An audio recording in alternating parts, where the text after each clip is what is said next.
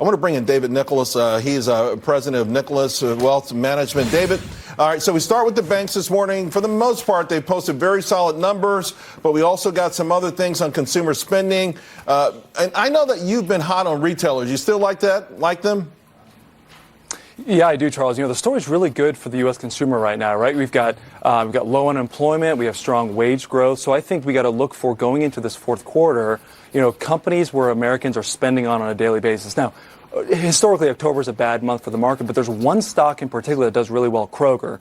Over the last 10 years, Kroger's averaged over 5% in the month of October.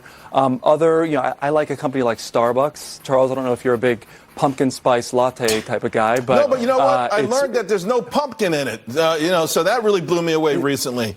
I think my wife said that it's not real pumpkin or something, which is disappointing. But it's cold out, so I think naturally consumers are wanting coffee when it's getting colder. So I really think Starbucks is a company in the fourth quarter of the last 10 years. Starbucks has averaged more than 10%, one of the best performing stocks in the sector. So yeah, I think really good for the consumer. I would look at retail, and I'd even look at the auto space if we can get some resolution here with the UAW. Okay, wow, that's interesting on the auto side, because people have been talking peak auto for about 5 or 6 years right now. But I do want to get back to this consumer issue, because what I love about the consumer, David, is how, since the Great Recession, how resourceful the consumer is and how they self-regulate. I mean, most people will be surprised our savings numbers 8.1%. It was 3% at the onset of the Great Recession, and still they're powering this economy. Some people think it can't go on. Some of the experts say it just can't continue like this.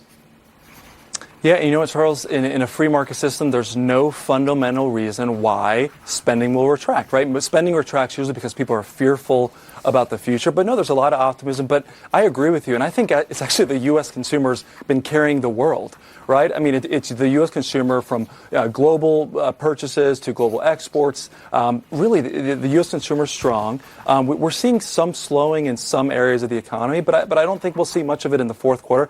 I think the third quarter is now behind us. I think that was kind of the low point for economic growth this year. So I think going into the rest of the year, Charles, I think markets should perform well if we get some of these resolutions done in namely trade and like I said, on the auto space. The point there is just that autos have underperformed the markets all year. Sure. I think if we get resolution there, they should rally into the end of the year. David, I do want to ask you about Smile Direct. Stock down 60% from the IPO.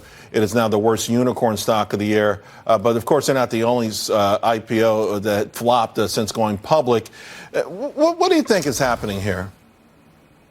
Yeah, I mean, it's really disappointing to see. I'm surprised how bad it dropped. But when you look underneath the surface here, Smile Direct Club, they've had over 1,200 negative Business Bureau reviews. So really some of their sales practices are frankly horrible.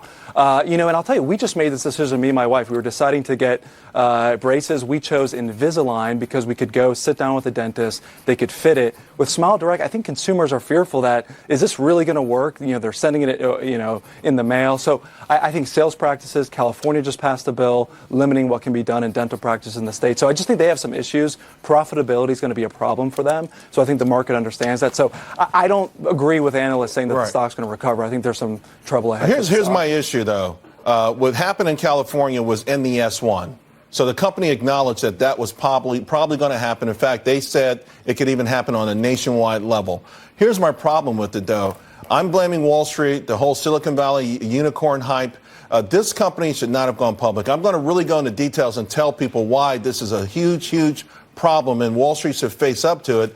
But I'm worried about, people using products. They get these incredible private valuations over a course of years. They do 19 fundraising. They go from $100 million to $40 billion valuations. And then they tell us, hey, you guys want a piece of the action? Come on in. Everyone's taking an Uber. People know what Lyft is. We love Pinterest. CrowdStrike is phenomenal. I could go down the list. There's something I think Wall Street is playing with fire. If they keep doing this, if they keep raising these companies privately and then trying to foist them on an unsuspecting public who obviously is getting hip to it. Charles, thank you for saying what needed to be said, because you know what? Who's making money here? It's the investment banks. When the underwriters have just dumped this stock to their clients, they're going to have high price targets on the stock, $21 a share. I think it's ridiculous. So thank you. I couldn't agree more. These companies are going public too quickly, and it's the investors, the individual investors who go out and buy the stock when it's all said and done, that really get hurt. David Nicholas, thank you very much. Appreciate it. Thank you.